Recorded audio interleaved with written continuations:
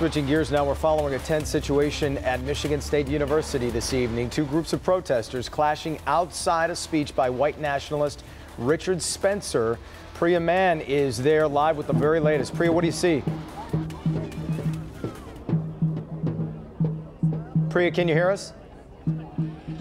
Yes, we can. Sorry, it is very loud here, and every time that some of Spencer's supporters come in, the protesters, they start running toward them, yelling at them, saying Nazis go home. It has been a very tense couple of hours here. For most of the day, I want to say the protests were peaceful, and then as supporters started coming in closer to 4:30, that's when you started to see violence erupt. We saw a number of people arrested. Every time the supporters come, they are guarded by police who then walk them into that building, and many of them I've seen are smiling, even waving at protesters, which only further exacerbates the situation out here. These protesters then start lunging toward them. A very heavy police presence here. You can see a lot of state police as well as other departments here. Protesters say they want their voices heard and that Richard Spencer should never have been allowed to speak at MSU. Take a listen to what some of them are saying.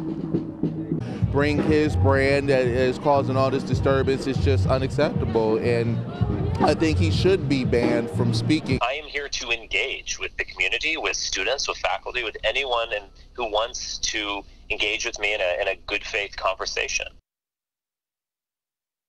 And that was Richard Spencer you just heard. Now, he says that he wants to engage with people, but this event was ticketed and there was a vetting process as well to get in. Now, I would say that the crowds here have swelled from about 200 for most of the day to maybe about 700-800 people.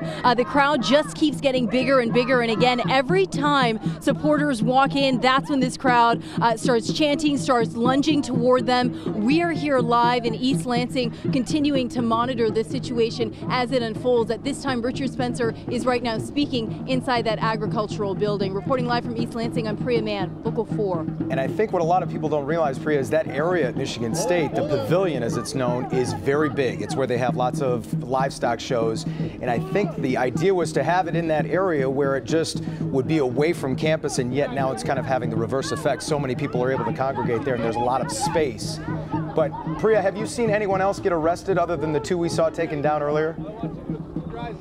Yeah, we've seen a few more people get arrested, especially when those supporters show up. Then you see protesters lunging at them. They're trying to jump over the fence, and that's when you see arrested. And you're right, they did decide to bring it into this building on the south end of campus during spring break to hopefully minimize any potential violence towards students or police. And sorry, we just got to keep moving as police are trying to form a line. But again, you know, the situation unfolding rather volatile here right now. There's a lot of camera crews here, a lot of police presence as well. And again, every time protesters spot a Richard Spencer supporter, that's when things get out of control here. But police doing their best to minimize the violence, also arresting anybody who's jumping that perimeter trying to get to these supporters. I'll send it back to you. All right, we know this is a breaking situation. We'll let you stay there. We'll check back with you later. It's also important to note as well that Michigan State was not able to deny that application for this because legal action was threatened at the same time. So exactly. They decided to choose the state.